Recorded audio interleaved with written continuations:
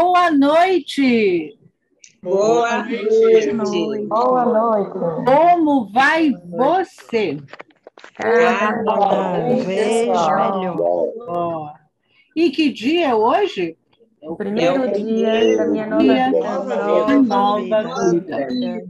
Esse é o cumprimento de todas as reuniões, de todos os encontros do amor exigente. Mas é preciso sentir com o coração que o hoje é um presente que recebemos todos os dias para estarmos cada vez melhor.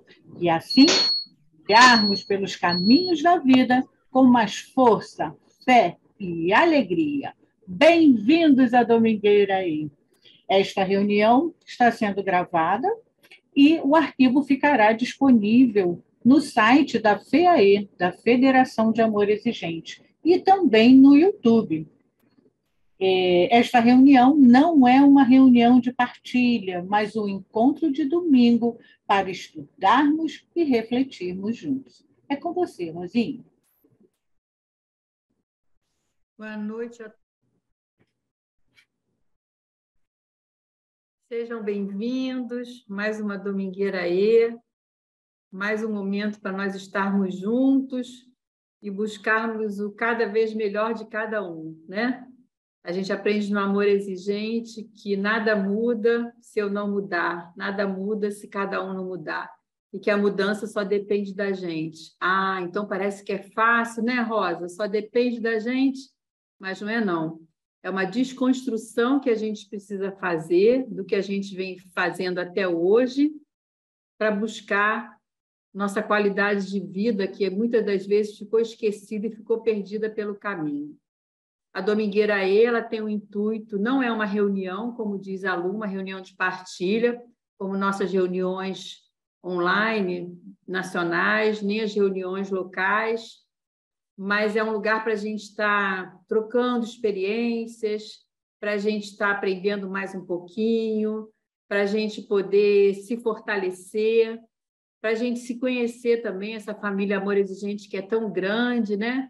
Não vejo a hora de chegar 2023 para a gente se encontrar no nosso congresso, que vai acontecer em Serra Negra, e dizer para vocês que o Amor Exigente é um programa que realmente, se a gente absorver, se a gente deixar o amor exigente entrar nas nossas vidas, ele vai fazer com que a gente mude, sim, e vai fazer com que a gente resgate a nossa qualidade de vida.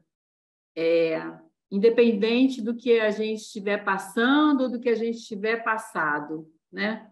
A gente traz os princípios do amor exigente, a beleza dos nossos princípios éticos, que são as virtudes, a nossa responsabilidade social.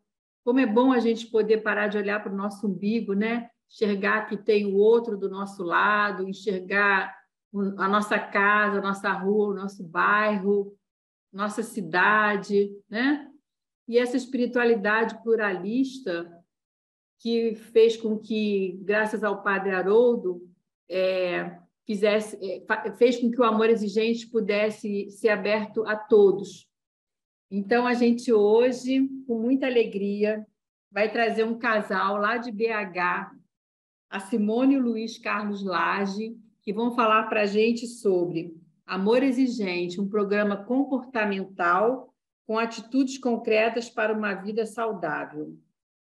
Então, a gente vai agora passar para eles o microfone, nós os convidamos para eles fazerem também a espiritualidade e logo após eles começam, então, a palestra. Gratidão pelo sim de vocês e agora vocês podem abrir o microfone.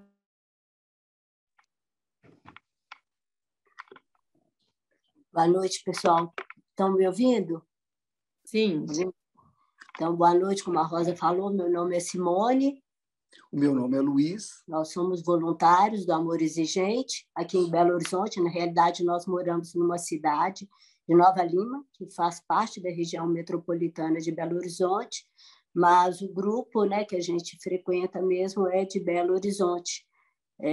Primeiramente, agradecer, né, Rosa, pelo convite, que você nos convidou antecipadamente.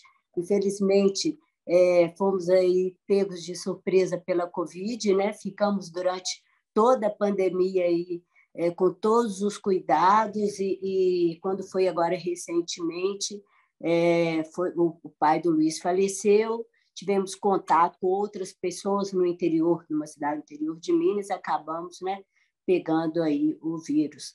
O Luiz foi até mais tranquilo, mas infelizmente, eu ainda estou com alguns sintomas, assim, um cansaço, a minha voz ainda está bastante prejudicada, dor de garganta, mas vai melhorando. Inclusive, por conta disso, né, o Luiz vai conduzir tanto a espiritualidade quanto o tema, porque eu estou ficando mais cansada. Mas como eu já tinha até comprometido, né, e o Luiz, graças a Deus, está bem, né?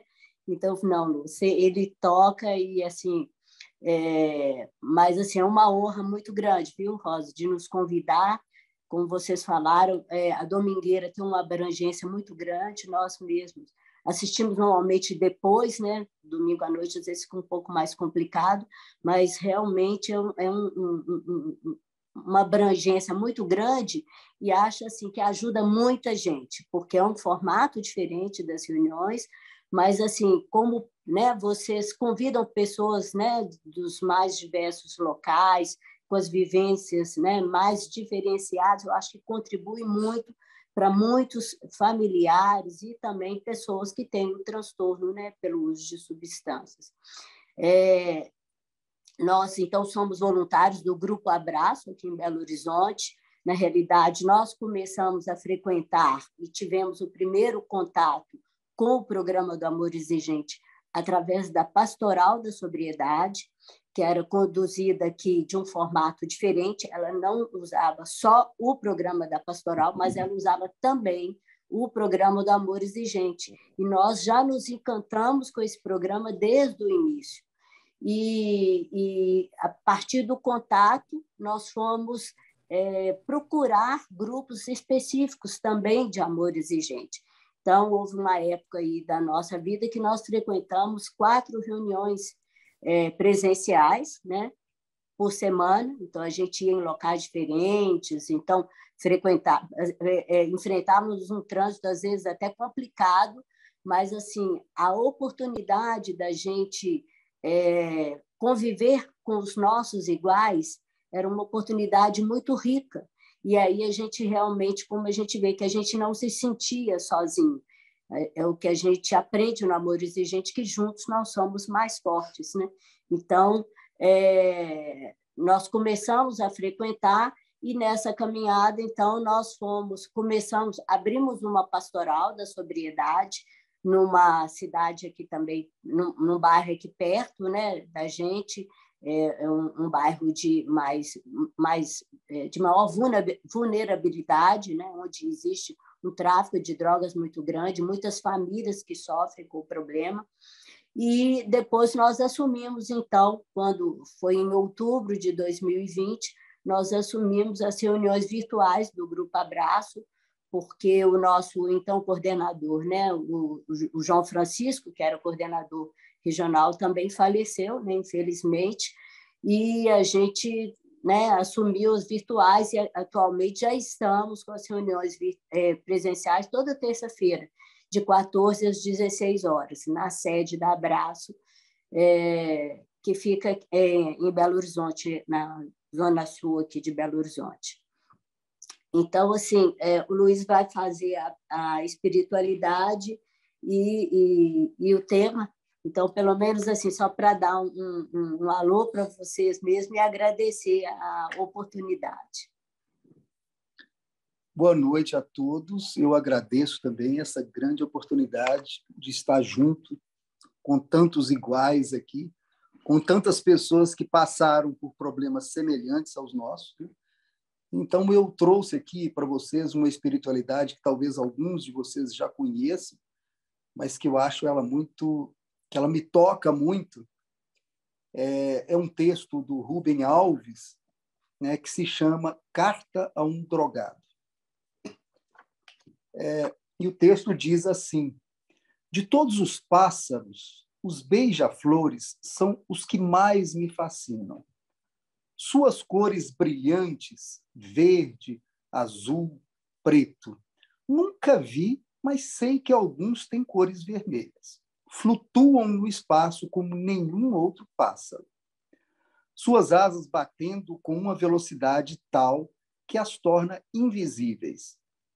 E a velocidade do seu voo pairam no ar, imóveis, sugando a flor. De repente, transformam-se em flechas que disparam pelo ar. Vivem do mel das flores. Enfim, seu bico fálico no orifício das flores. Suas pequenas línguas saem e sugam o néctar doce. Foi assim a primeira vez, como o beijo manso e inofensivo de um beija-flor. Você sentiu sua língua doce entrando no seu corpo. De repente, tudo ficou colorido, brilhante, leve, alegre, como se você estivesse sendo tocado pelos deuses. Que bom se a vida fosse sempre assim. O beija-flor se foi e sua vida voltou ao que era, o cotidiano de sempre, que lhe parecia bobo e sem sentido. A vida ficava muito mais bonita com o beijo do beija-flor. O beija-flor voltou. Você ficou alegre. A experiência se repetiu. Você pediu que ele lhe enfiasse seu bico fino, como da primeira vez. Esses beija-flores sempre obedecem. Você não percebeu que a linguinha do beija-flor estava um pouquinho maior. Entrava mais fundo em você. Mas que importância tinha isso diante da alegria que o beija-flor lhe trazia? Aí, o beija-flor se transformou no seu pássaro encantado. Você pensava nele durante a sua ausência e sua vida passou a ser uma espera do seu retorno. Cada vez que ele voltava, sua língua ficava um pouco maior, ia mais fundo. Dividiu-se em várias. Passou a entrar em muitas direções do seu corpo e da sua alma ao mesmo tempo. O beija-flor já não era o passarinho inofensivo do primeiro dia. Cresceu. Você percebeu que havia garras nos seus pés. E havia anzóis em suas línguas. Você começou a querer livrar-se dele. Mas ele já havia cavado buracos profundos no seu corpo e na sua alma. Na ausência do beija-flor, esses buracos doíam com uma dor insuportável. Mas ele sempre voltava, tão diferente, e fazia a dor passar. Agora, o que o ligava ao beija-flor não era mais o prazer do primeiro dia. Era o prazer tolo de ver a dor passar. A mitologia grega conta de um herói chamado Prometeu. Prometeu desafiou os deuses, roubou o fogo e deu aos homens. Como castigo, ele foi acorrentado numa rocha e um abutre vinha diariamente comer um pedaço do seu fígado. Prometeu é você. O beija-flor o enganou. Disse-lhe que era possível ter a felicidade dos deuses sem fazer esforço. Bastava aceitar o seu beijo. Você, menino bobão, acreditou. Agora você está acorrentado num rochedo. Você já notou que o beija-flor deixou de ser um beija-flor? Que ele se transformou num abutre? Vá diante de um espelho, olhe-se com atenção, veja a que lixo você foi reduzido. O caminho em que você está tem apenas 3 fins possíveis. O primeiro deles, o melhor, o que tem menos sofrimento, é a morte. Ah, Elis Regina, você cantava tão bonito, alegria para tanta gente. Mas as alegrias comuns da vida não lhe bastaram.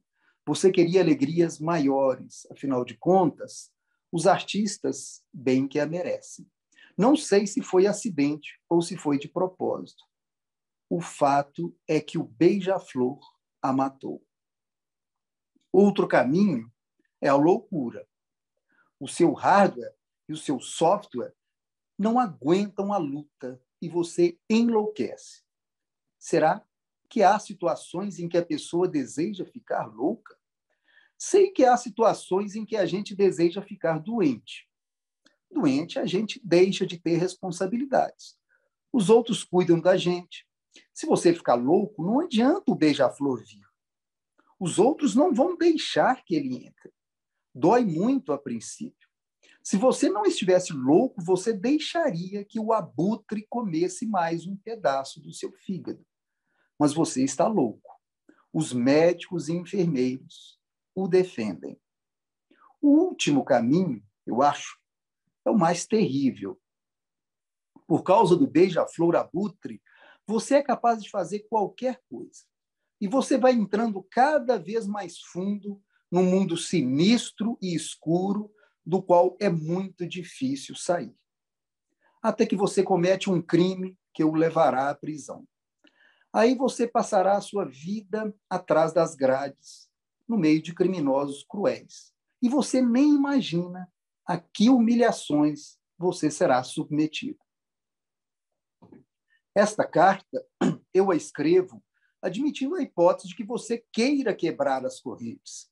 Se você não quer, nem precisa continuar a ler. Será uma perda de tempo. Há uma coisa que recebe o nome de síndrome de abstinência. Ela é a dor que se sente na ausência do beija-flor abutre. É dor física, é ansiedade, é angústia, é pânico, é desespero. Tudo junto. Para se livrar dessa dor, você será capaz de fazer qualquer coisa. Você perde a razão.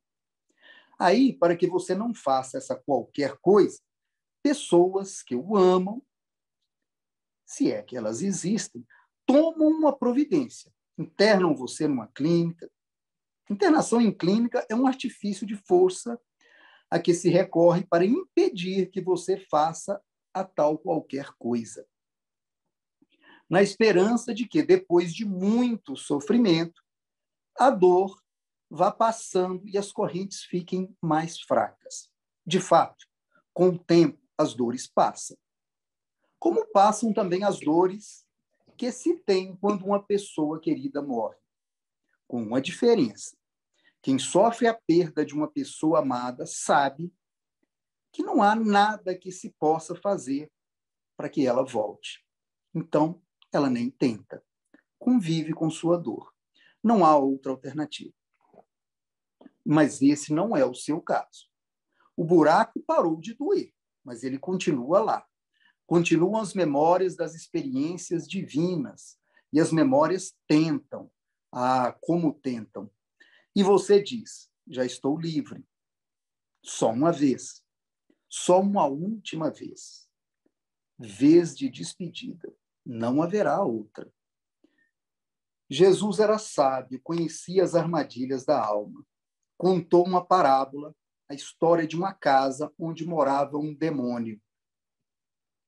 Aí o dono da casa ficou cheio com o demônio e o pôs para fora.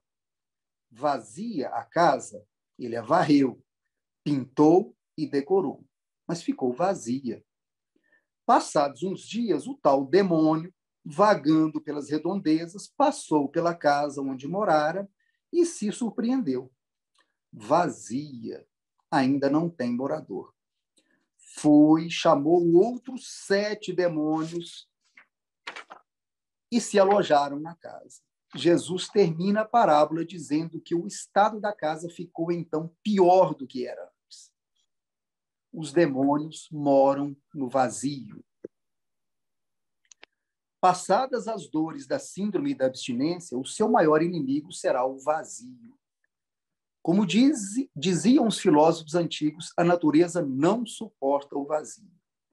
O vácuo chupa o que está ao seu redor. Com o que concordam os que conhecem a alma. O vazio é o lugar preferido dos demônios. Esta é a razão por que os místicos iam tanto para o deserto, onde não havia ninguém.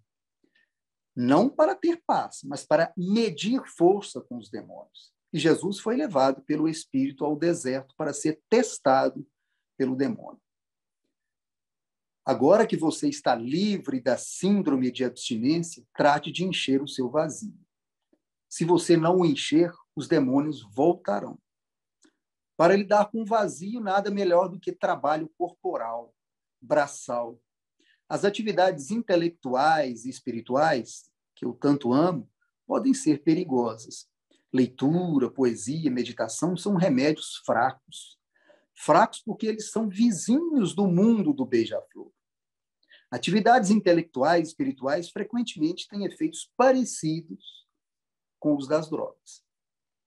Aconselho que você se empregue numa oficina mecânica, numa construtora, como auxiliar de pedreiro, numa madeireira, numa carpintaria, como agricultor, como jardineiro, como enfermeiro, como lixeiro. Será inútil que você se dedique aos seus próprios hobbies. Você precisa de alguém ligado aos trabalhos corporais, que saiba da sua situação e que o aceite como aprendiz. E é preciso não estar sozinho. Batalha que se batalha sozinho é batalha perdida. Batalha que se trabalha com outros é batalha que pode ser ganha. O AA sabe disso. A vida, com todas as suas limitações e frustrações, merece ser vivida. Às margens do caminho esburacado, há morangos que podem ser colhidos e comidos. Trate de viver, trate de comer os morangos. Esforce-se por ser feliz. Então, esse texto eu trouxe é uma espiritualidade bastante dura para nós que já convivemos com um dependente químico e nós sabemos que esse mundo do beija-flor é um mundo difícil, porque o beija-flor tem garras, né?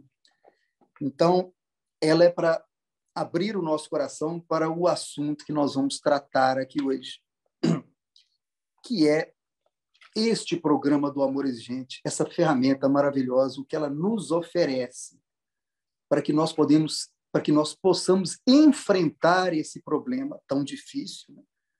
Sejamos nós pais, sejamos cônjuges, né? Sejamos irmãos, sejamos amigos do nosso ente querido que foi seduzido pelo beija-flor. Então, essa grande dificuldade, nós nos valemos dessa ferramenta maravilhosa que é o amor exigente. E por isso que eu fiz aqui um pequeno roteiro para eu falar aqui, para eu não me perder naquilo que eu vou falar. E primeiro eu vou começar um pouquinho contando um pouquinho da nossa história. Algumas pessoas que estão assistindo pode ser que já conheçam a nossa história, minha e da Simone, mas pode ser que outros não conheçam. Mas eu vou contar essa história de uma maneira um pouco diferente. Eu vou começar pelo final. Eu vou abreviar muito essa história. Eu vou me deter mais naqueles aspectos que dizem respeito ao tema, que é esse tema que foi proposto para essa domingueira. A nossa história, antes de contar, eu preciso esclarecer que nós não somos profissionais da área de dependência química. Nós somos leigos mesmo. Eu e a Simone, inclusive, somos da área de exatas, então não temos nada a ver com a área profissional de saúde, nem com a área profissional de psicologia. Então, nós entramos nesse mundo da dependência química, foi pela dor mesmo. Nós somos pais de um filho único, né, chamado Pablo, que, infelizmente, faleceu em 2019, em 17 de dezembro de 2019, ele faleceu por suicídio, ele tirou a própria vida. E por que eu já estou contando pelo final? É porque ele suicidou-se aos 29 anos de idade, e ele era um filho único, que era um estudante de medicina da UFMG,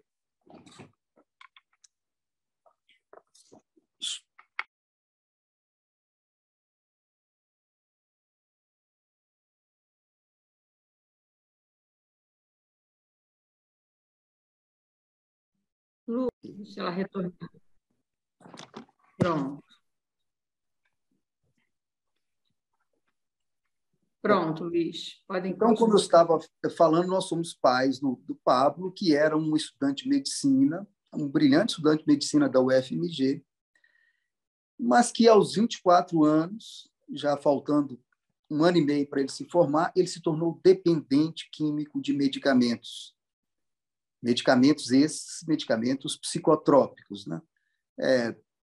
Ele ficou dependente de medicamentos que a gente chama de maneira geral de benzodiazepínicos, de morfina e de tudo isso que são medicamentos anestésicos, né? E a dependência dele foi se agravando e ele faltava 1 ano e meio para se formar médico e a vida dele foi por água abaixo e o nosso castelo de areia desmoronou, né? E nós perdemos o nosso filho em 2019, depois também de passar por uma caminhada longa assim, muito intensa, de 5 anos, né? Onde nós lutamos muito com tudo que a gente podia fazer, mas, infelizmente, ele já tinha tido algumas tentativas de suicídio, né? Umas 3 antes, e na 4ª tentativa ele se foi. E nós estamos aqui hoje porque nós somos uma prova viva de que o programa do amor exigente funciona. Não foi só o programa do amor exigente, foi a nossa espiritualidade católica, junto com o programa do amor exigente, que nos mantiveram de pé e nos fizeram, e inclusive nos tornaram voluntários do amor exigente, onde a gente permanece até hoje. E pretendemos permanecer para o resto da nossa vida como voluntários do amor exigente. Então, às vezes, nós pensávamos que nós não poderíamos ser voluntários do amor exigente porque as pessoas iam ficar um pouco chocadas com a nossa história. Afinal de contas, perdemos o nosso filho único. Mas depois nós pensamos e falamos assim, não, mas o amor exigente, ele é para nós.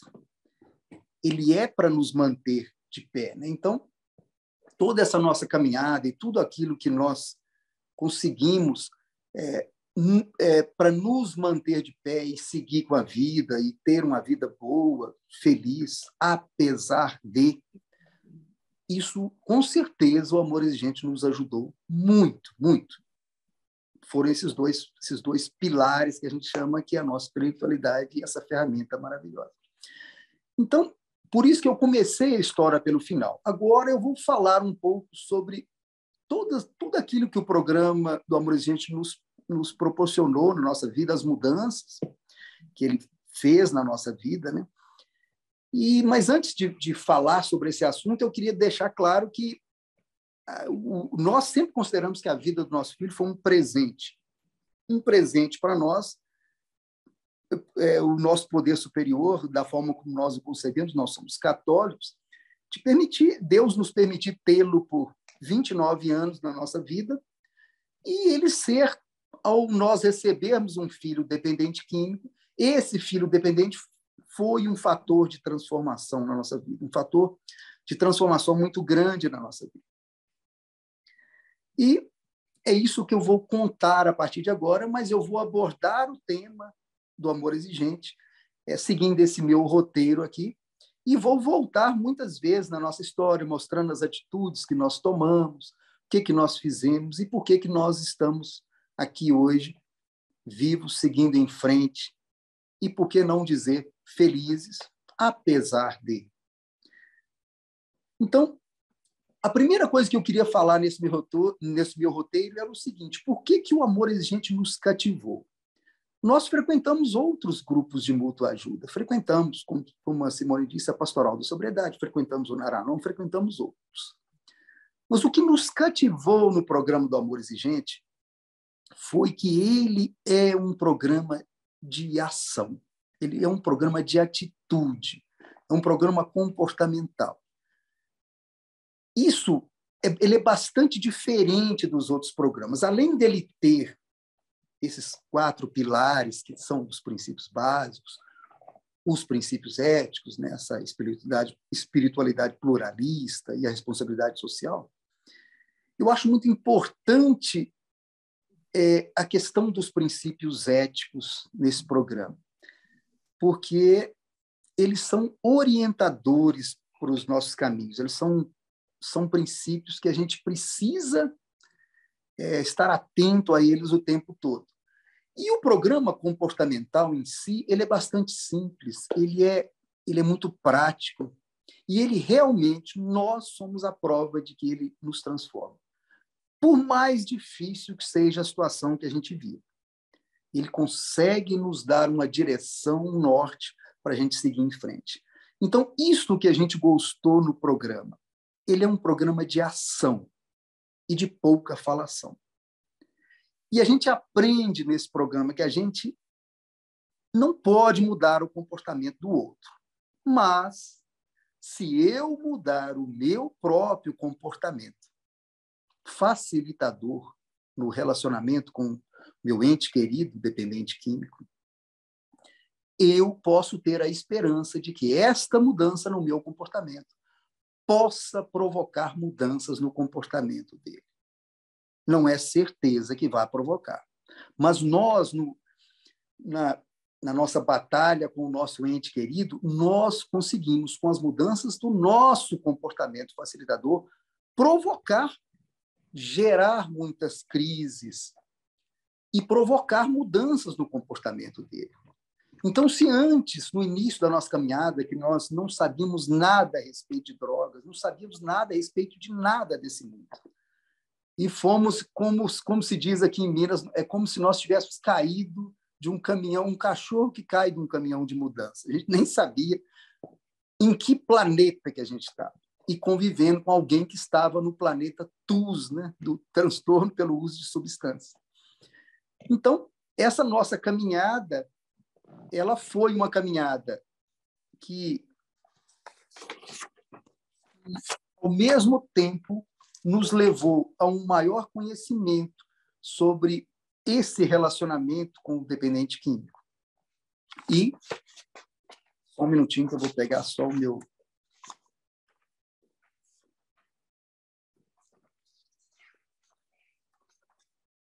E nessa caminhada, ao usar a ferramenta do amor exigente, e a gente era muito, como se diz, muito CDF, muito... colocava mesmo as coisas em prática. Nós não ficávamos só na teoria. Claro que nós estudamos a ferramenta, nós nos maravilhamos com a ferramenta, mas essa ferramenta ela não tem valor se você não colocá-la em prática. Por isso que o Amor Exigente é um programa comportamental mesmo. Ele precisa que você coloque em prática.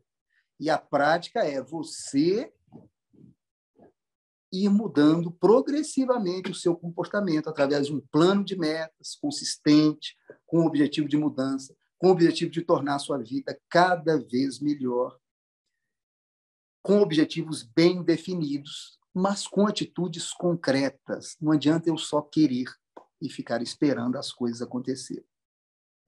Então, antes de eu falar dessa experiência, eu vou só fazer uma breve história utilizando um dos princípios básicos do amor exigente, que é o primeiro princípio, que é o de raízes culturais, mas eu não vou falar sobre a história, sobre a origem do nosso amor exigente, do tough love, não vou falar sobre aquele casal lá dos Estados Unidos que começaram com o programa depois que o padre Haroldo trouxe para o Brasil e que foi adaptado pela nossa querida Dona Mara. Eu vou falar de uma coisa mais antiga, um pouco, que é como se eu falasse das raízes culturais desse programa do amor exigente.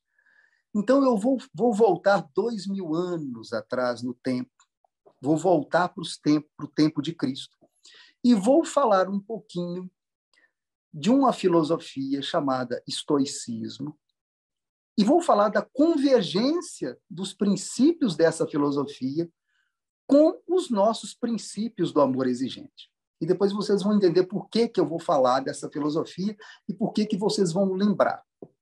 Então, esta filosofia ela teve o apogeu mais ou menos há 2000 anos atrás, na época de Cristo, e teve 3 filósofos que foram expoentes. E esses 3 filósofos eles eram pessoas completamente diferentes. O primeiro deles era o Sêneca. que ele viveu de 45 a.C. até 65 depois de Cristo. E foi um dos maiores intelectuais do Império Romano. Ele era orador, advogado. Ele foi exilado e, mais tarde, ele foi chamado pela mãe do imperador Nero, pela Agripina, para se tornar o tutor do imperador Nero. E ele foi tutor do imperador Nero durante muito tempo e foi um dos melhores tempos do Império Romano no início do reinado de Nero. E depois ele caiu em desgraça e teve que se suicidar por determinação de Nero. Então, esse era um dos filósofos, era o Sêneca. O outro, que era completamente diferente, é o Epicteto, que viveu um pouquinho depois, de 55 a 135 depois de Cristo, mas ele era um escravo e ele foi aleijado pelo próprio dono dele. E o terceiro expoente, que é o último, era o imperador Marco Aurélio, né, que era um general, um imperador romano, que era o homem mais poderoso do seu tempo. E agora eu vou falar sobre algumas pérolas dessa filosofia de 2000 anos atrás, e vocês vão ver se vocês não vão pensar no nosso programa do Amor Exigente. Agora, a primeira pérola: não é o que acontece com você, mas é como você reage que importa. Isso é uma frase do Epicteto. E o programa do Amor Exigente nos ensina que nós devemos parar de reagir emocionalmente aos comportamentos do nosso ente querido e passar a agir não emocionalmente, mas racionalmente, de acordo com um plano, com objetivos e metas. Então, olha como é que as duas coisas estão interligadas. Segunda pérola do estoicismo: deixe para trás as coisas que não estão sob seu controle e tente trabalhar duro naquilo que você pode controlar. Isso é uma frase de Sêneca. Então, isso aí é a raiz da nossa oração da serenidade, né?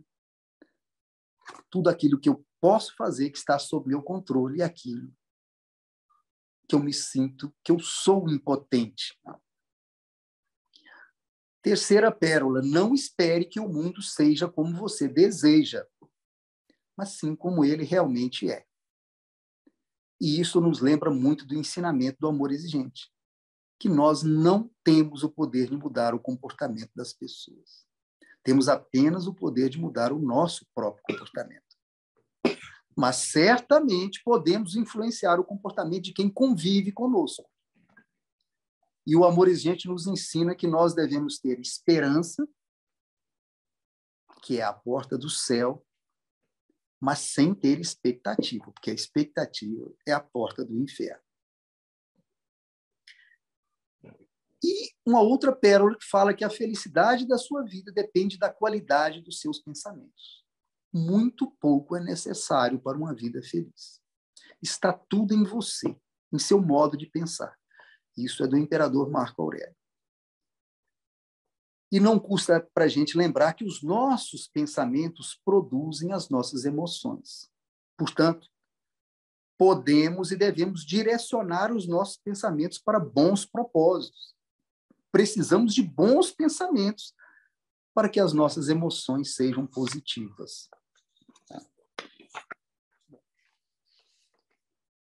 Outra frase do Marco Aurélio: não perca tempo discutindo o que um homem bom e justo deveria ser. Seja um. Olha que coisa prática. O que importa, como diz o Aé, é o nosso comportamento. Importa aquilo que fazemos e menos aquilo que dizemos ou pensamos. Somos percebidos pela coerência entre as nossas atitudes e aquilo que dizemos. E uma outra frase que lembra muito as propostas que nós temos no AE: se você quer escapar das coisas que o incomodam, o que você precisa não é estar em outro lugar, mas ser uma pessoa diferente. Aí isso nos lembra: o nada muda se eu não mudar. Eu posso até mudar de lugar físico, mas se eu for a mesma pessoa, eu não vou escapar daqueles problemas que eu estou enfrentando. E o Epicteto tem uma frase muito interessante, que eu acho que se aplica a quem vive esse programa. Doente e ainda assim feliz.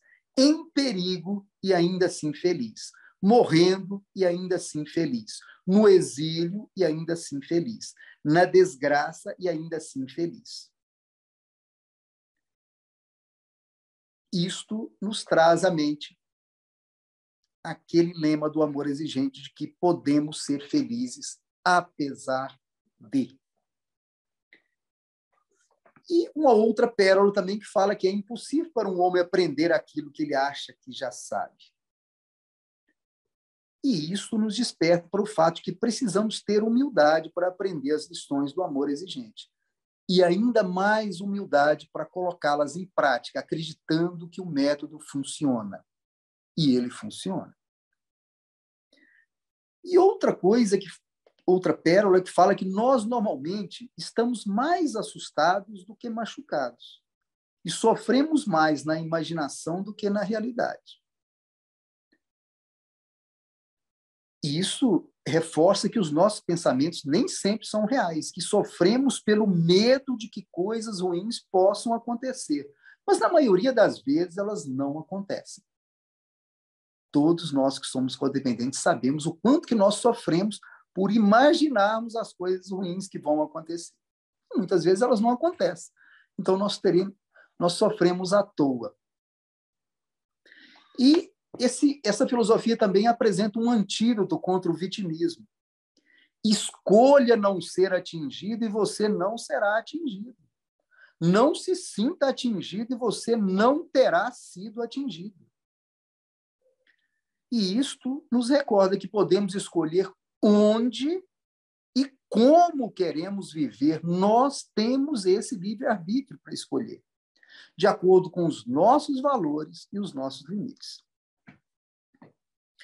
Então, essa filosofia do estoicismo deu origem à conhecida terapia cognitivo-comportamental também, que surgiu lá pelos anos 50 e que também influenciou aquele casal lá que propôs o programa do amor exigente, esse método simples, prático, para a gente colocar em prática.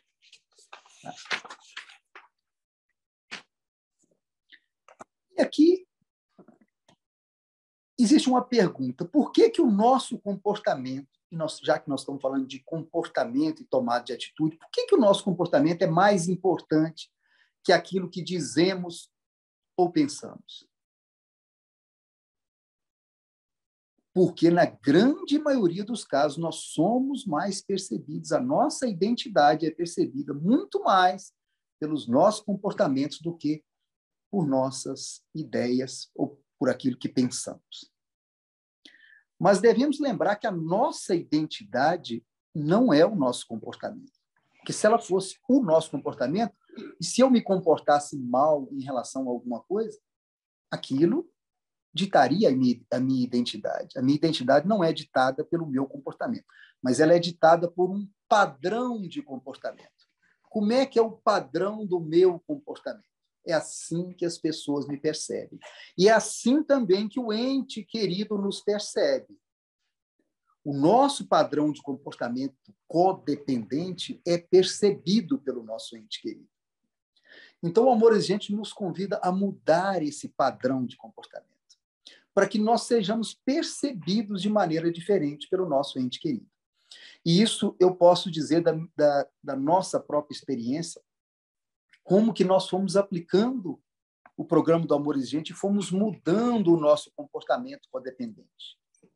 Eu tenho vários exemplos para dizer como é que foi esse relacionamento com meu filho, como é que nós fomos mudando esse comportamento e como é que o nosso filho nos percebeu diferentes. Antes ele nos percebia, obviamente, ele não conhecia a palavra codependente, mas ele nos percebia como um casal facilmente manipulável, tudo aquilo que ele queria, ele conseguia, e ele nos manipulava. E nós fomos mudando esse comportamento aos poucos. E nós fomos percebendo que estas mudanças de comportamento nós geravam as crises nele. Toda vez que nós fazemos uma mudança de comportamento que é uma mudança de um comportamento facilitador que nós temos em relação ao nosso ente querido, dependente, certamente isso gera uma crise nele. Nem todas as nossas mudanças de comportamento geram crise no nosso ente querido. Aquelas que dizem respeito ao nosso autocuidado podem ou não gerar crise neles. Por exemplo, se eu faço uma mudança de comportamento na minha vida, se eu me tornei muito codependente e eu passei a não olhar para mim mesmo, não cuidar da minha vida, não cuidar da minha saúde, nem nada, eu posso tomar uma atitude de mudança de comportamento que eu passo a, por exemplo, fazer exercícios físicos para cuidar da minha saúde. Isso pode gerar alguma crise no ente querido, mas não necessariamente vai gerar. Mas, certamente, todas aquelas mudanças que eu fizer, que forem mudanças de um comportamento facilitador, certamente vão gerar uma crise nele. Então, se eu, por exemplo, pagava uma mesada para ele, e é o caso, nós pagávamos uma mesada para o nosso filho, até que ele usou esse dinheiro todo da mesada para comprar drogas. E quais mudanças que nós fizemos? Nós cortamos essa mesada. Ele tinha um carro para ir para a faculdade. E quando nós vimos que ele não tinha condição, como dependente químico, de dirigir um veículo, que ele tinha provocado vários acidentes, né? Quase matou a mãe dele num acidente, e graças a Deus não chegou a matar ninguém ou provocar um acidente com mais nenhuma outra pessoa, mas ele poderia fazer isso. Então, nós mudamos o nosso comportamento facilitador, tiramos o carro dele, tiramos a mesada, tiramos o carro, passamos a não dar nenhum dinheiro, porque realmente dinheiro na mão de dependente químico, como se diz, é um vendaval, porque colocou um dinheiro na mão deles, eles vão direto usar aquele dinheiro para adquirir a droga que eles tanto gostam. Então, o que nós fizemos? Nós passamos a mudar o nosso comportamento. Ele tinha vale-refeição, ele tinha os cartões de ônibus e tudo. E isso tudo gerava uma crise muito grande nele, porque ele foi acostumado desde pequeno com ter todo o conforto. Nós, infelizmente, não criamos o nosso filho na escassez, né? Como nos chama a atenção a Tiziane Liberato, que fez uma live específica sobre isso. E aí, ele sofria muito com essas coisas que nós fazíamos, mas eram necessárias e nós, às vezes, sentávamos com ele para explicar isso. Olha, infelizmente, nós falhamos no início como pais e te criamos com muita facilidade. E, infelizmente, quando o aprendizado é tardio, ele é mais doloroso, mas é necessário. É necessário agora, antes tarde do que nunca, que ele tenha a chance de aprender mais tarde do que nunca. Então, todas essas crises que nós provocamos de forma pensada, não era reagindo com raiva ou reagindo de forma insana a um comportamento dele. Eu, no início da minha caminhada, assim como a Simone também, mas eu era mais codependente, e no início da minha caminhada, eu reagi de forma totalmente insana. Teve um dia que eu agredi o meu filho. Eu parti para cima dele e agredi, porque eu era insano, o meu comportamento era insano. Eu não conhecia ainda nada do programa do amor exigente. Então, eu fazia coisas impensáveis. Ele usava seringa para injetar as drogas, e teve um dia que eu fui tentar tomar uma seringa dele e eu entrei em luta corporal com ele. Mas por insanidade.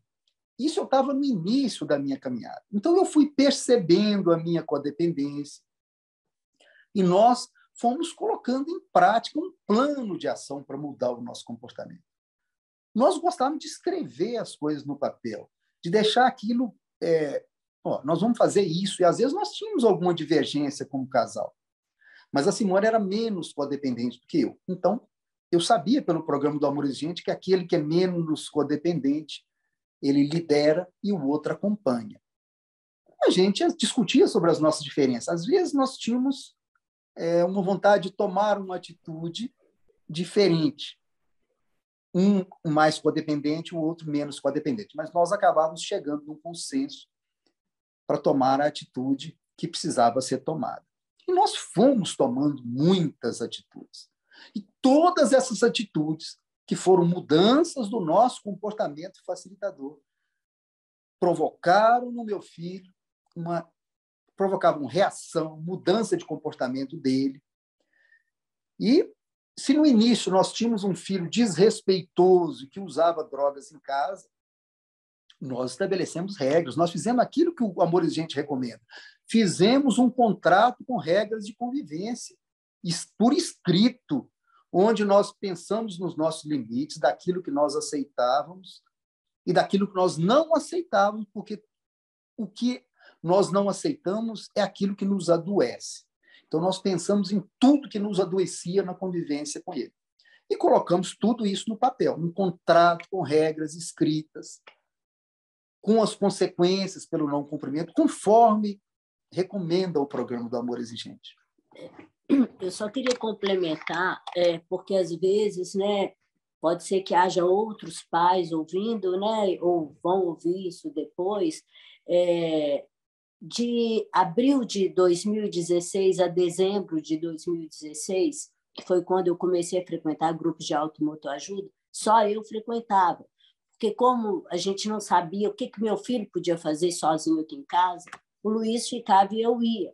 Então, eu saí meio que à frente, né, aprendendo, chegava em casa, eu ia às reuniões à noite, chegava em casa, tipo 10 horas da noite, 10 e pouquinho, e tentando colocar para ele tudo que eu aprendi. E era difícil, mas eu estou querendo colocar isso porque muitas vezes eu vejo mães ou pais ou esposos falando, mas sou só eu. Comece por você. Então, no nosso caso, eu comecei. Eu ia e o Luiz ficava, mas eu ia aprendendo, dentro do possível, eu ia repassando. É diferente quem participa de quem só ouve depois o relato.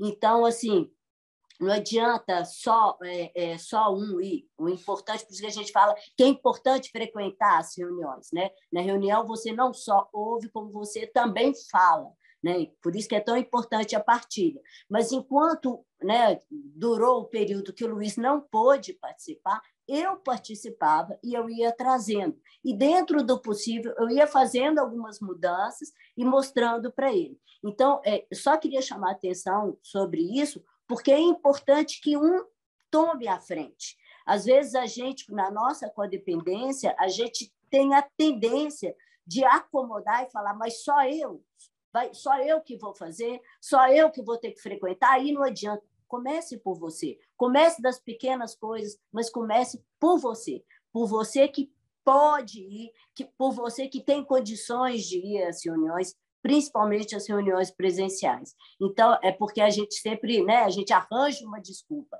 Então, eu só queria fazer esse adendo, né? Depois a gente esteve juntos, né, na nossa caminhada, mas ao longo de 8 meses, só eu frequentava e ia passando dentro do possível o que eu aprendia para o Luiz.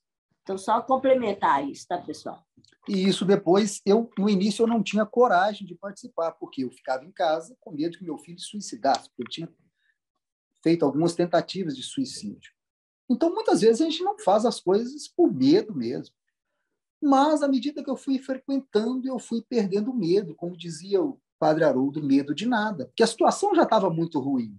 Então, o que podia piorar em relação ao que já estava? Mas, na realidade, foi só melhorando. Quando nós fomos tomando atitudes, o comportamento do nosso filho foi mudando. Ele se tornou respeitoso conosco. Mas nós tivemos que tomar várias atitudes.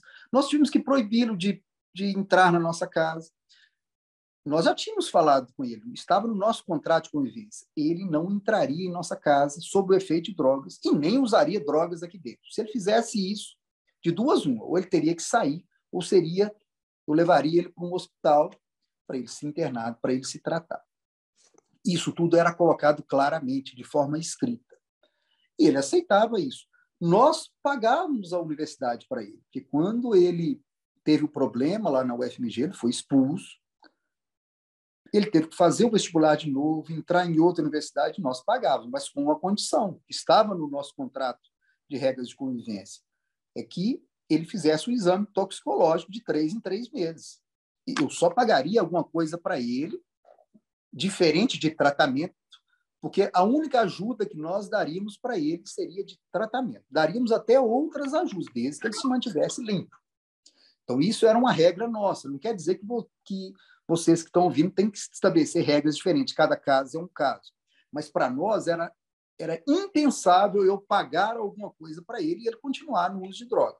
Então, ele precisava estar limpo. E ele até gostava disso. E isso foi melhorando. Ele ficou respeitoso com a gente. Nós fizemos... Foi a época que ele ficou mais tempo limpo. Mas por que ele ficou mais tempo limpo? Por causa das nossas mudanças de comportamento. Porque nós fizemos muitas mudanças. E foi a época que ele ficou mais tempo limpo, que ele ficou 1 ano e 3 meses limpo. Ele nunca conseguiu ficar mais do que isso, desde a época que nós descobrimos a dependência química dele. E, na realidade, a situação ficou até uma situação respeitosa. Ele passava os finais de semana com a gente, ele já não morava mais na nossa casa. Isso é outra coisa que nós nunca colocamos o nosso filho para fora de casa. Nós simplesmente escrevemos as regras. Para morar conosco aqui, tem estas regras. Nós não discutimos com ele, não discutimos com ele quais regras, não. Eu discuti com a Simone quais regras nós deveríamos escrever para ele morar aqui. E essas regras, né, a gente sempre enfatiza, foram criadas de acordo com os nossos limites. Em momento algum, a gente criou regra com o sentido de puni-lo, mas no sentido de delinear, definir os nossos limites, o que a gente conseguia conviver ou não na nossa casa, e, em função disso, definimos as regras e as consequências pelo descumprimento. Bom, e nós fomos caminhando com isso, e ficou esse tempo todo, até que ele teve uma última recaída, que ele sentiu muito essa recaída, porque foi o tempo que ele ficou mais limpo, foi uma recaída muito forte. E quando nós descobrimos essa recaída, ele nos disse a seguinte frase: eu virei um lixo. E aí ele já estava morando fora da nossa casa, ele ia fazer umas provas no dia, nós deixamos que ele fosse fazer essas provas e ele acabou tirando a própria vida dele. Nos deixou apenas um bilhete, nos pedindo desculpa por esse ato.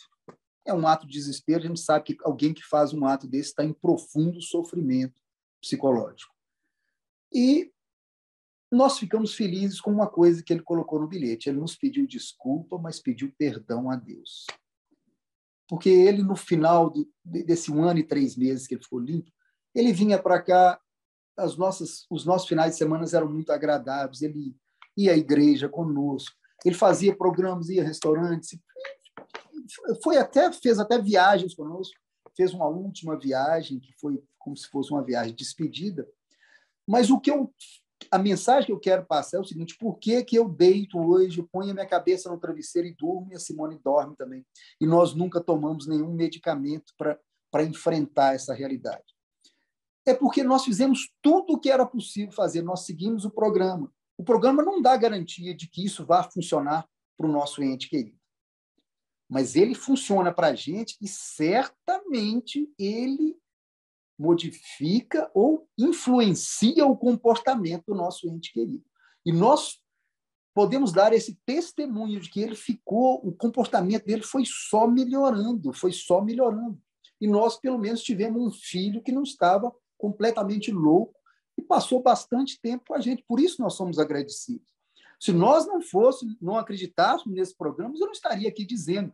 Eu acharia que eu fiz de tudo e o meu filho tirou a própria vida.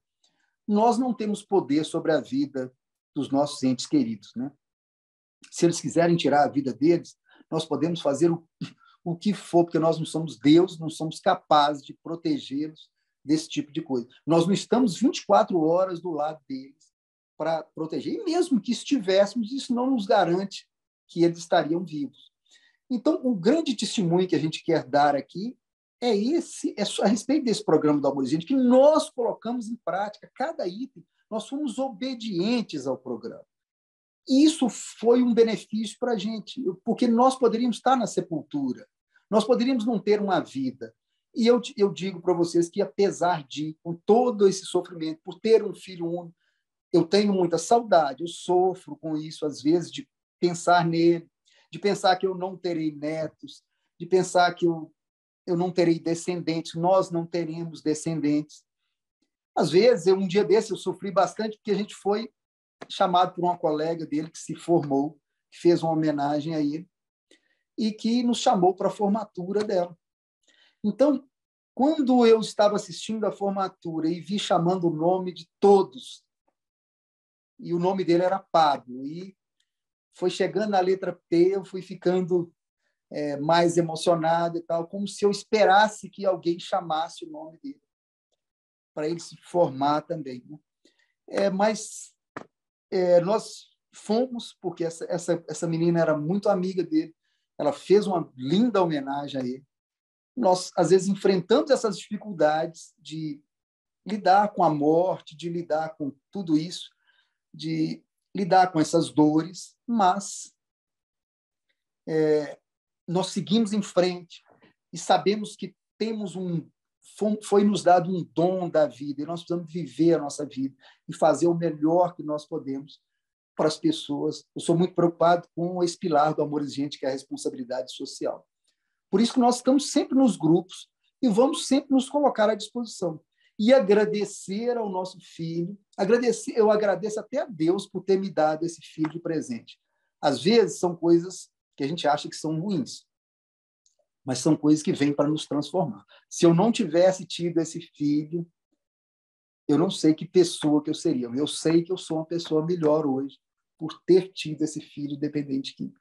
Então, esse é o agradecimento que eu queria fazer no final. E eu queria só fechar a nossa apresentação aqui com uma passagem. Por que a atitude é tão importante?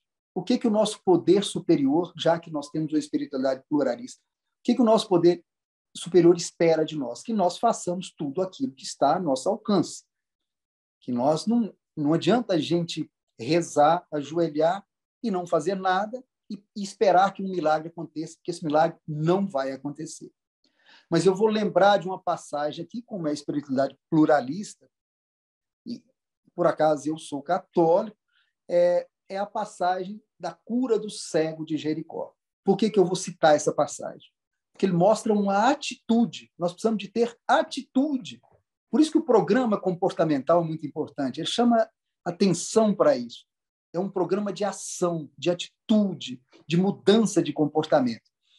Então, na passagem de Jesus por Jericó, ao saber que Jesus estava por perto, o cego Bartimeu ficou à beira do caminho e começou a clamar: Jesus, filho de Davi, tenha compaixão de mim. A Bíblia nos diz que muitas pessoas se incomodaram com os gritos do cego de Jericó e mandaram que ele se calasse.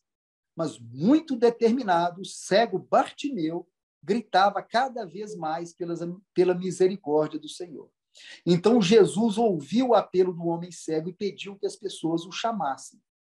A multidão que tinha ali repreendido por importunação, agora teve que lhe dizer: levanta-te, ele te chama. O cego Bartimeu não hesitou e prontamente respondeu ao chamado de Jesus. Ele se levantou, tirou a capa que poderia lhe atrapalhar e foi com pressa na direção de Jesus. Diante de Jesus, Bartimeu ouviu a maravilhosa pergunta: o que queres que eu te faça? A resposta de Bartimeu expressou aquilo que ele mais queria em sua vida: mestre, que eu torne a ver. Em resposta ao pedido do cego Bartimeu, o Senhor Jesus disse: vai, a tua fé te salvou. O texto bíblico diz que imediatamente o cego de Jericó passou a enxergar. Depois disso, Bartimeu seguiu Jesus estrada fora. Então, a gente mostra que mesmo Jesus, ao fazer um milagre, ele queria uma atitude daquele que ia receber a graça. Então, o cego Bartimeu teve uma atitude de se colocar, ele era cego, ele se colocou à beira do caminho e começou a gritar Jesus. Pedir aqui. Ele teve uma atitude. Então, o amor exigente nos convida a ter atitudes. Não é reagir ao comportamento insano do nosso ente querido. É ter atitudes pensadas de acordo com um plano racional, com metas consistentes, pequenas metas de mudança. Mudança de quê? do nosso comportamento facilitador para um comportamento que vai ajudar o nosso ente querido a sair desse mundo do beija-flor.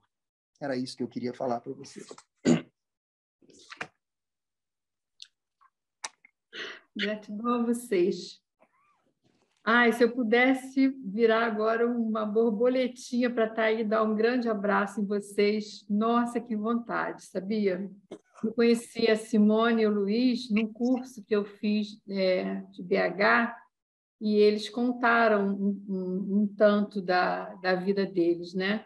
E eu tinha muita vontade que vocês estivessem aqui com a gente, porque é uma lição de vida, é uma transformação. E, na verdade, sabe, se eu pudesse dizer alguma coisa, eu vejo o Pablo como um instrumento de transformação, né? Nós temos que ser muito gratos a eles, que são os nossos desafios e que passam por tantos sofrimentos para que a gente se torne pessoas melhores, né? Um dia eu ouvi a dona Mara, li no livro dela, falando de uma mãe, de uma família que agradecia. E eu estava no início da minha caminhada de amor exigente, falei assim, como que alguém pode agradecer? Essa pessoa é tão insana, né? Eu julgava tanto, sabe? Eu era uma pessoa tão diferente. Não que eu já tenha conseguido ser uma pessoa melhor, mas a cada dia eu penso que eu consigo fazer um pouco de mudança em mim.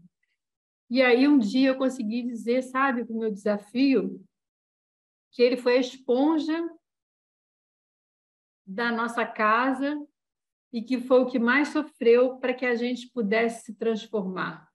E essa transformação é igual a história mesmo do casulo que vai virar borboleta, né? É muito doído, é muito sofrido, não é fácil da gente estar se transformando. Então, primeiro, gratidão a Simone, que não desistiu, que frequentou lá os 8 meses, que trouxe para casa, né, o amor exigente. Nesse momento também ao Luiz, que deixava de ir, se dedicava. E, assim, a nossa oração da serenidade, eu digo que ela é um mantra, sabe? Porque é exatamente isso. O que a gente não pode modificar, a gente não vai mais modificar. Mas aquilo que a gente conseguiu aprender nessa estrada, ninguém vai tirar da gente, né? E vocês, eu tenho que agradecer demais, demais, demais por vocês terem aberto o coração de vocês, por vocês não desistirem do amor exigente, por vocês conseguirem fazer com que tantas pessoas permaneçam também. Porque é isso, o amor exigente, até tem uma frase que a Lu trouxe que a gente fala no nosso grupo, né?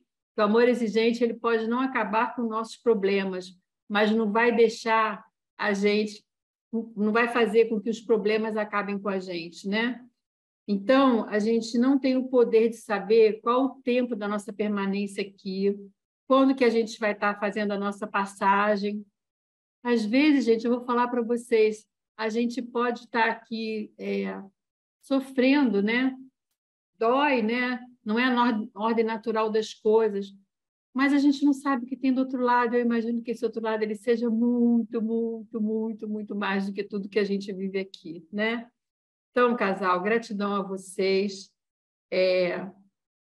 Eu penso que assim, que é como se fosse uma tarefa que vocês têm, né?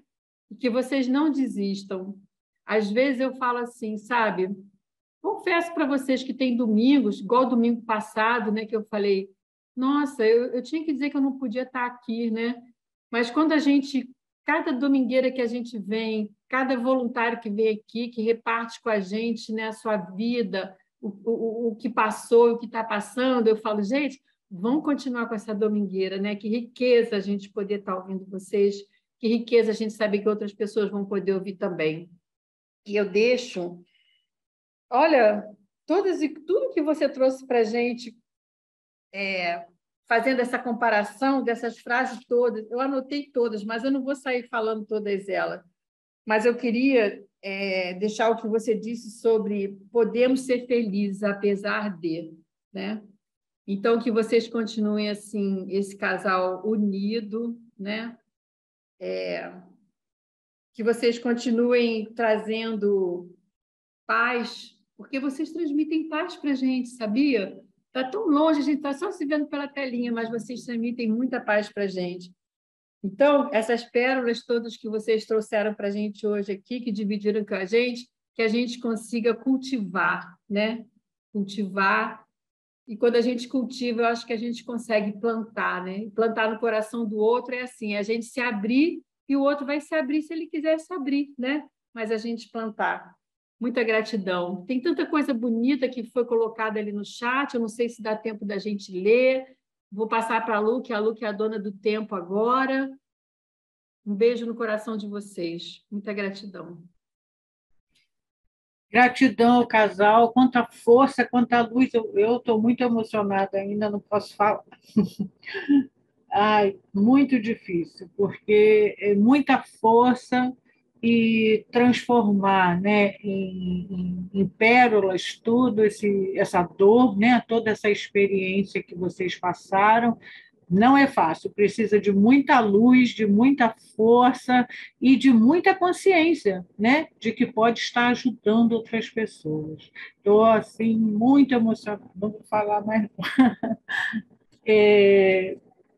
Muitas mensagens, pessoas aqui que se identificaram muito, estão agradecendo pela partilha, né, pela pela luz, olha, tanta gente, e se identificando aqui, o Carlos também colocou, né, o falecimento do irmão dele, né, tanta experiência, outras pessoas também falando da questão do suicídio, né, de quanta dor essas pessoas estão vivenciando e como é importante ouvir esse casal, né, que transformou a dor em luz. Muito lindo. Muito bem. Rosinha, a gente vai abrir, dá tempo, então, de abrir um pouquinho para as pessoas falarem? Podemos abrir, né? A gente passa Isso, um pouquinho tem do que tempo. levantar a mãozinha. Uma mãozinha ou duas mãozinhas, olha, Luciana Alves. Pode abrir, querida. Vamos tentar ser bem diretos, tá? Oi, tá me ouvindo?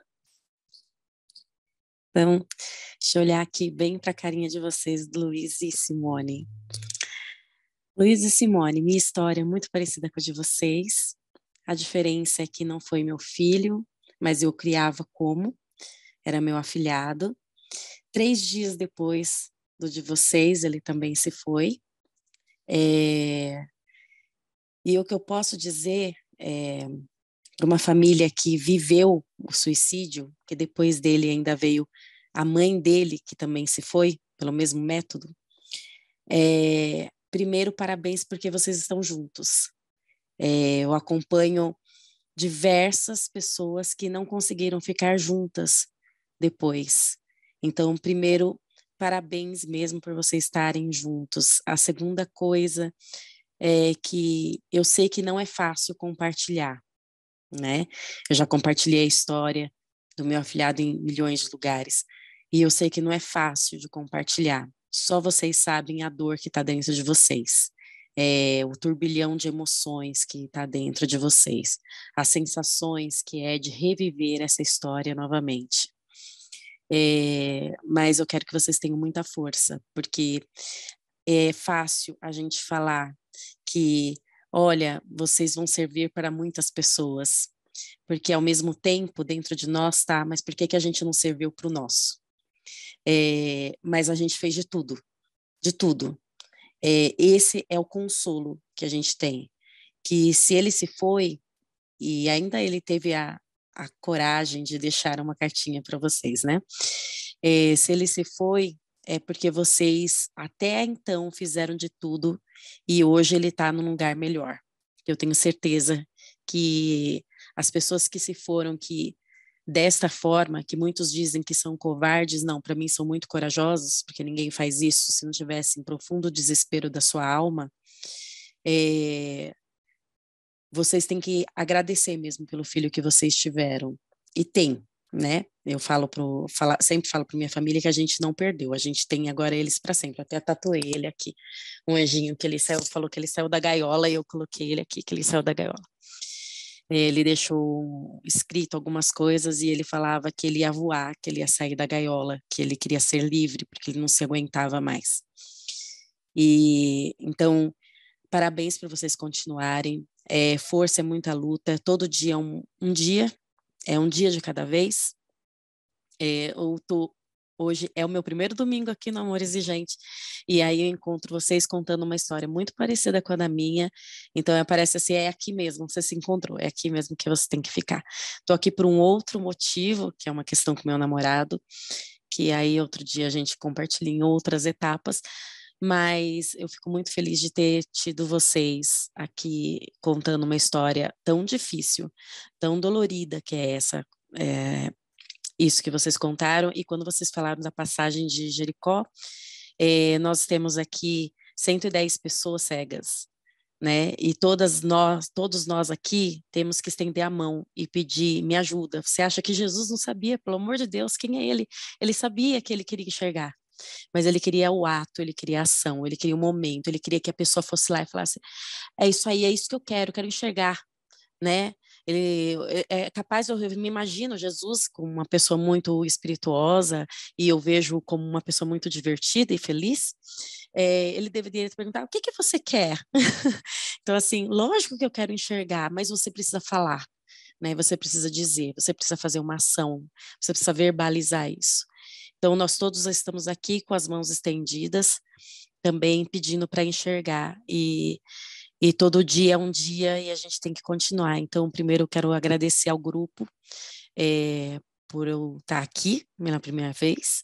Ontem eu já participei do Cônjuge e vou ficar sempre vindo aqui, me sentir em casa. E eu quero agradecer você, Simone, por ter sido uma mãe mais firme, porque as mulheres geralmente são mais firmes do que os homens, apesar de por dentro estarmos destruídas. E você também, Luiz, por ter a coragem de falar, porque cada vez que a gente fala, a gente se cura. Uma ferida, para ser curada, ela precisa ser exposta. E aí, o falar é uma cura também. Então, só isso, queria agradecer mesmo. Obrigada. Luciana, só comentar, né? A gente fala que os nossos entes queridos, né? Aqueles com os quais a gente se relaciona e que tem algum transtorno por uso de substância, na realidade, eles são a cereja do bolo. E aí, quando a gente começa a frequentar os grupos, a gente vê como a gente tem que melhorar a nossa vida, os nossos relacionamentos. Então, às vezes parece que isso aí acontece na vida da gente, até para a gente ter a oportunidade de se tornar melhor. Até isso, né, que você falou, a gente fica aqui, a gente não enxerga o que está acontecendo.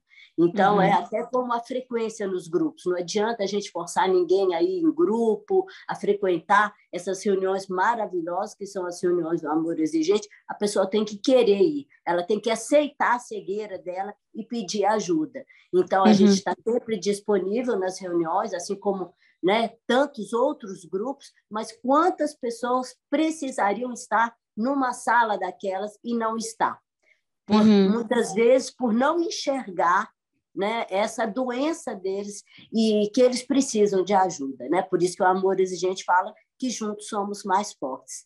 Tomara que você encontre mais respostas aí para a sua caminhada. Obrigada, viu? Fica com Deus.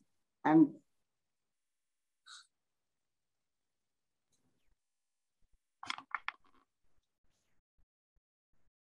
Mais alguém? Dá tempo para mais uma palavrinha rapidinho. Vou passar, então, para o casal, né? Para Maria as Ângela abriu o palavras. microfone. Abriu? Aonde? Ai, como... Aqui. Ah, tá.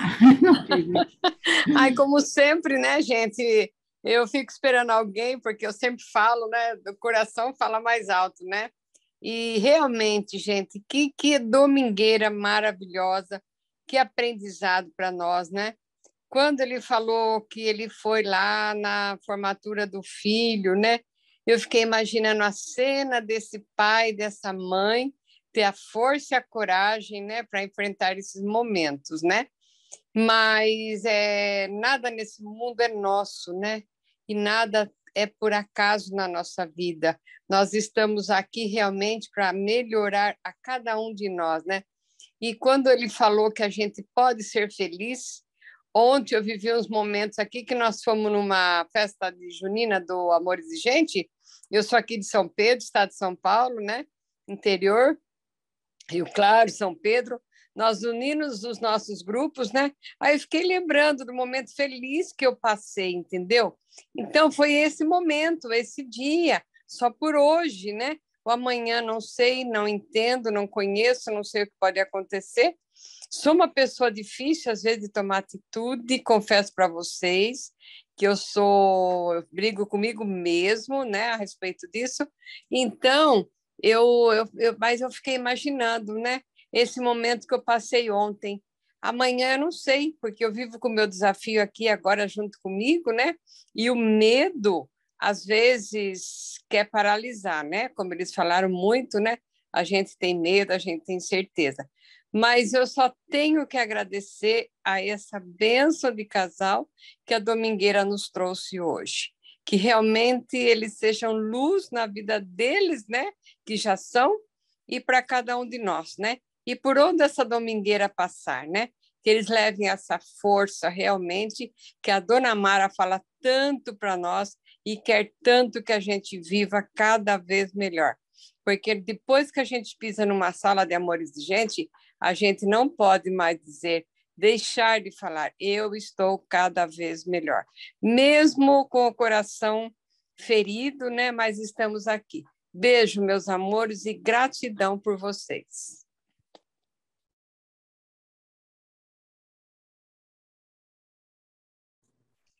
Eu só me lembrei... Eu só queria fazer um comentário que eu me lembrei do nosso saudoso João Francisco, que era o nosso coordenador regional que faleceu tem pouco tempo, né? Foi em 2020, durante a pandemia, que ele falava o seguinte. Ele falava assim, eu quero tomar atitude porque eu quero pagar à vista o meu sofrimento, porque eu não quero ficar sofrendo a prestação. Porque quando a gente não toma atitudes, é claro que a tomada de atitude dói, principalmente quando ela provoca uma reação no nosso ente querido, ela dói muito. Mas é uma dor que, às vezes, é melhor a gente pagar à vista e sofrer uma vez só, do que ficar sofrendo uma vida inteira a prestação. Lembrei dele aqui agora, ele é tão presente na minha vida, depois que já se foi, com tanto ensinamento, que eu me lembrei desse ensinamento dele, que eu nunca esqueço. Era só isso. Gratidão por essa resposta. Tudo bem? Mais alguém? Se não levantar a mãozinha, assim a gente não tem ideia, né, Rosa? Estou olhando aqui as janelinhas, mas... A Janete. Ah, a Janete. Oi, espera aí, deixa eu abrir meu vídeo aqui. Boa noite. Que maravilha de domingueira. Eu não perco mais nenhuma domingueira, porque estou sendo agraciada com conhecimento que eu nunca pensei que eu ia ter. Né? Já tenho uma certa idade, mas estou muito feliz. E agora, com a Maria falando, aliás, essa última citação do pai do Pablo, que acabou de falar, eu me lembrei também, eu conheci um sacerdote que já faleceu, e ele dizia exatamente isso. É preferível que a gente fique vermelho uma vez só do que passe a vida inteira sendo somente rosa. Então, ele falava isso. E eu nunca esqueci isso. É melhor a gente ficar vermelho uma vez só, mas não passar a vida toda sendo rosa, rosa, rosa, rosa. Dói, mas é exatamente isso, a atitude, e eu estou vivendo isso também. Agradeço muito essa domingueira, muito, muito.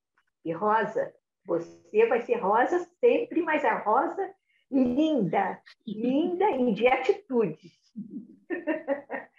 Tá? O vermelho é só o símbolo. Entendi, obrigada, gratidão, gratidão. Um beijo, Deus abençoe a todos nós. Mais alguém? Eu queria falar, Lu, mas eu não consigo levantar a mão. Eu não estou achando onde é. Sou eu, essa sou eu.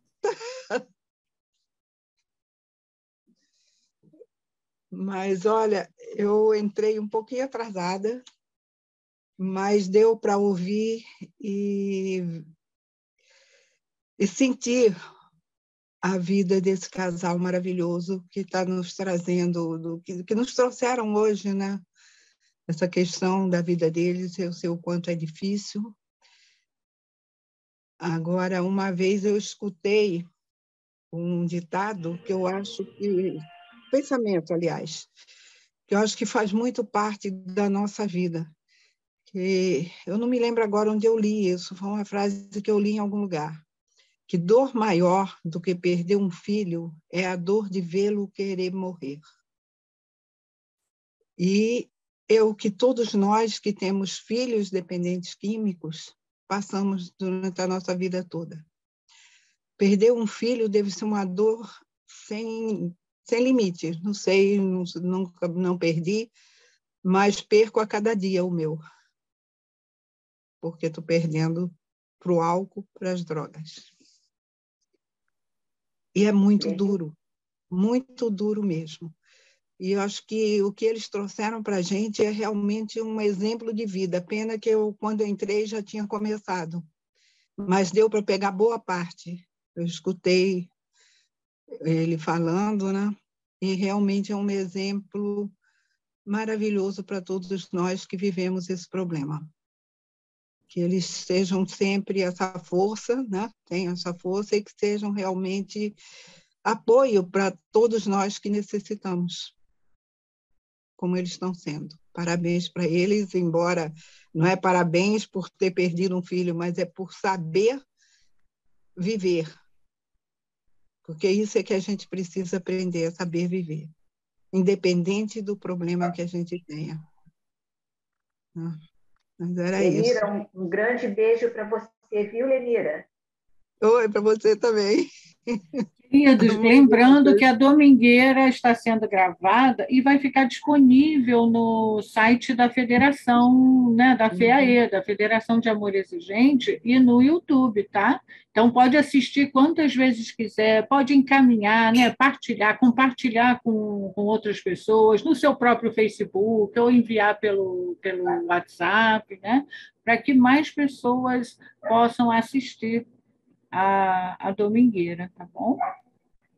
Queria só dar um retorno rapidinho, né, sobre isso que ela falou, e eu acho que é bem isso mesmo, né? Às vezes a gente está vendo o nosso ente querido morrer cada dia um pouquinho, mas a gente é como se fosse um doente terminal na nossa casa, você está vendo que está morrendo, você quer ficar ali com ele, né? Eu lembro muito da minha mãe, quando morreu, eu passei a última noite com ela no hospital e eu vi que a pessoa não está mais ali. Então, é muito egoísmo da nossa parte querer uma pessoa do seu lado vivendo daquele jeito, porque ela não está vivendo, ela está sobrevivendo, ela está vivendo como um zumbi. Então, muitos acreditam e falam, não, que bom, né? Graças a Deus que o meu, mesmo, né, que está aqui, só vive dentro do quarto, escuro, bebendo, fumando, cheirando, mas está vivo. Será que isso é vida? Então, assim, eu jamais queria ver o meu filho numa situação dessa, continuando numa situação dessa. Eu acho que, assim, Deus foi muito misericordioso com ele, dando a coragem para ele de fazer o que ele fez, e dando também a nós a bênção e a coragem de seguir em frente, porque cada pessoa que a gente puder ajudar, cada família, ou até os seus entes queridos, que ouvindo essa história, puderem ser salvos, para mim é como se eu estivesse salvando a vida do meu filho, mas para que ele tivesse uma vida, mais vida em abundância, e não uma vida igual um zumbi, viver preso dentro de um quarto escuro,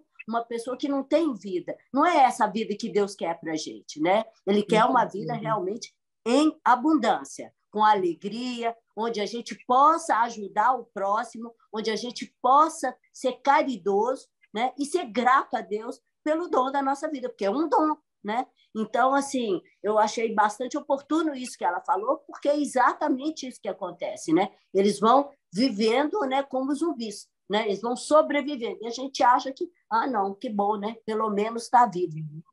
Será que isso é vida, né? Não, e dói muito, né? Eu acho que dói, não sei, eu acho que não tem comparação, é uma dor que a gente não sabe explicar. Muito difícil. Só Deus mesmo para nos dar a gente força. não abre mão do amor exigente, né? E a gente aqui, unidos, sabemos que somos mais fortes, somos uma grande família, né? Lu, tá tão bom estar com vocês, né? Mas vamos ter que encerrar, gente. Ó, a domingueira da semana que vem ia ser feita por uma pessoa que está com problema de saúde. Então, a gente está trocando. Provavelmente vai ser o Cassiano que vai estar com a gente aqui semana que vem, mas ele ficou de confirmar amanhã, então eu não vou confirmar com vocês ainda, mas eu tenho certeza que semana que vem a gente vai estar aqui com uma pessoa que também vai fazer uma ótima domingueira aí, como o Luiz e a Simone fizeram hoje para a gente. Muita gratidão, Luiz, muita gratidão, Simone, gratidão a Lu, que está aqui junto sempre com a gente, né? E a vocês, porque sem vocês a domingueira não ia existir, né? Lu, então vamos convidar o casal para fazer a oração da serenidade? Vamos sim, Rosa. Só um minutinho, por favor. Antes da oração da serenidade, falar aqui do Congresso, né? Congresso de Serra Negra, de 4 a 7 de maio de 2023. Está bem pertinho, né, gente? Quando a gente piscar, já está lá. E será um encontro maravilhoso, né? Após todo esse isolamento que a gente passou aí 2 anos, né? E a gente vai estar reencontrando toda a família aí lá em Serra Negra.